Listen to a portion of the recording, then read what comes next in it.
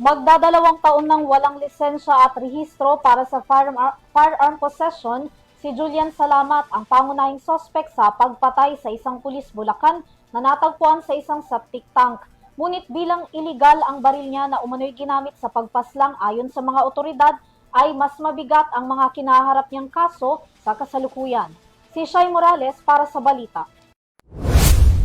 Kinumpirma ng mga otoridad na walang lisensya ang baril na narecover mula kay Julian Salamat, ang police asset na itinuturong pangunahing sospek sa pagpatay kay Police Staff Sergeant Renato Casaway Jr.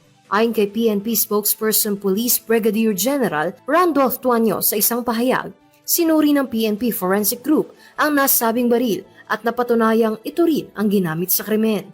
Dagdag pa niya, bagamat may mga rehistradong baril si Salamat, kabilang ang 9mm pistol at 2.22 caliber rifle, expired na ang kanyang license to own and possess firearms o LTOPF noon pang Pebrero taong 2024, kaya teknikal na unlicensed firearm ang ginamit sa pagpatay. Ang naturang baril ay iniulat na isinuko sa pulisya ng kakilala ng sospek. Matatandaang natagpuan ang bangkay ni Casaway sa loob ng septic tank sa Felicissima Village, Barangay Mohon, Malolos, Bulacan noong January 31. Makaraang huli siyang makitang buhay noong January 24, mismong araw ng kanyang kaarawan. Sinabi ng pulisya na ang paggamit ng unlicensed firearm ay magsisilbing aggravating circumstance na magpapabigat sa kasong murder laban sa sospek. Samantala, negatibo sa iligal na droga ang drug test results ni Salamat at dalawa pa niyang umano'y kasabuat. Gayunman, 3 naunang naaresto, kabilang ang anak ng isang media practitioner ang nagpositibo sa paggamit ng iligal na droga na indikasyon umano ng umiiral na operasyon ng iligal na droga sa grupo.